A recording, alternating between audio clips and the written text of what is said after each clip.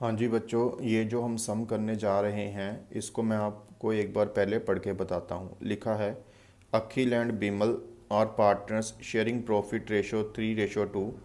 Akhil gave loan to the firm 1 lakh on 1st October 2019। On the same date the firm gave loan to Bimal 1 lakh। They do not have agreement as to interest. यहाँ पर मैं आपको थोड़ा सा clear करना चाहता हूँ। अगर फर्म ने पार्टनर को लोन दिया है और पार्टनर ने फर्म को लोन दिया है और इंटरेस्ट के लिए पार्टनरशिप डीड साइलेंट है, तब पार्टनर तो फर्म से इंटरेस्ट चार्ज करेगा eight the rate 6% per annum के हिसाब से, लेकिन फर्म पार्टनर से इंटरेस्ट की डिमांड नहीं कर सकती जब तक डीड साइलेंट है। Akhil had also gave his property for firm's godown rent, monthly rent ₹5,000।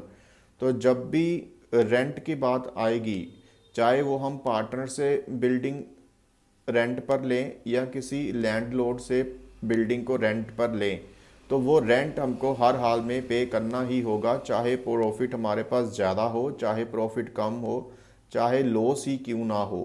Rent और इंटरेस्ट, ये दो चीज़ें जो हैं वो फर्म को हर हाल में पे करनी ही पड़ेंगी। Firm on profit 1,03,000। ठीक है, तो show the distribution of profit. तो इस सम को सोल्व करना है। तो क्योंकि पार्टनरशिप डीड साइलेंट है, इसलिए सबसे पहले एक लाइन लिखनी होगी हमको। In the absence of partnership deed the provisions of Indian partnership act 1932 will apply.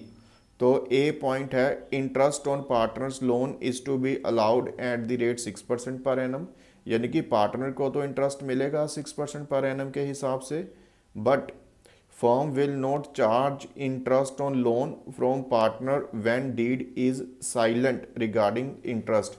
जब पार्टनरशिप डीड साइलेंट होती है और फर्म पार्टनर को लोन देती है, इस केस में फर्म पार्टनर से इंटरेस्ट की डिमांड नहीं कर सकती क्योंकि पार्टनरशिप डीड साइलेंट है इंटरेस्ट के लिए।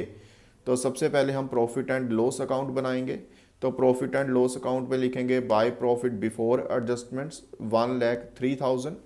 फिर प्रॉफिट और लॉस में कंपलसरी आइटम्स आती हैं। कंपलसरी आइटम्स वो होती हैं जो हर हाल में पे करनी होती हैं।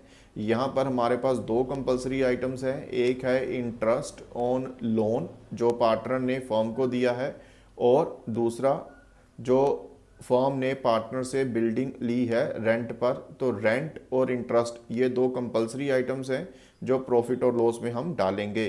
तो लिखेंगे टू इंटरेस्ट ऑन अखिल्स लोन, 1,00,000 रुपये की अमाउंट है।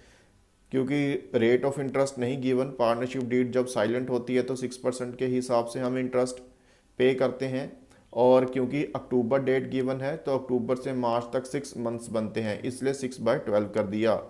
तो यहाँ पर इंटरेस्ट आ चुका है हमारा 3,000, और जो मंथली रेंट है वो 5,000 है। हमें पूरे साल का चाहिए तो ये 60,000 बन जाएगा। तो 1,03,000 में से 3,000 माइनस कर देंगे और 60,000 माइनस कर देंगे। ये जो 40,000 रुपीज़ बच गए हैं ये किसके लिए बचे हैं? पार्टनर्स के लिए।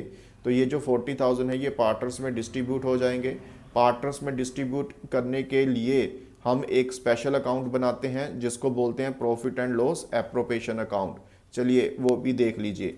तो ऊपर लिखेंगे profit and loss appropriation account for the year ending particulars rupees लिखेंगे। बाय वाली साइड पर by profit and loss account bracket में नेट प्रॉफिट 40,000। ये ऊपर वाले अकाउंट से हमने नीचे इसको उतारा है। प्रॉफिट और लॉस अकाउंट का मोटिव क्या होता है कि पूरे साल के दौरान कितना प्रॉफिट हुआ पार्टनर्स के लिए। तो फिर वो जो प्रॉफिट है वो पार्टनर्स में बंटने के लिए किस अकाउंट में हम ट्रांसफ़र कर देते हैं? Profit and loss appropriation account में। तो ये जो प्रॉफिट है बाय वाली साइड पर हमने लिखा है, इसको टू वाली साइड पर हम ट्रांसफ़र कर देंगे। तो लिखेंगे to net profit transfer to Akhil's capital और बिमल्स कैपिटल। अब यहाँ पर हमें प्रॉफिट शेयरिंग रेशो गिवन है। तो प्रॉफिट शेयरिंग रेशो जो गिवन है वो है 3:2। तो 40,000 को 3:2 में बांट देंगे तो पहले पार्टनर के हिस्से में आ जाएगा 24,000 और दूसरे पार्टनर के हिस्से में आ जाएगा 16,000।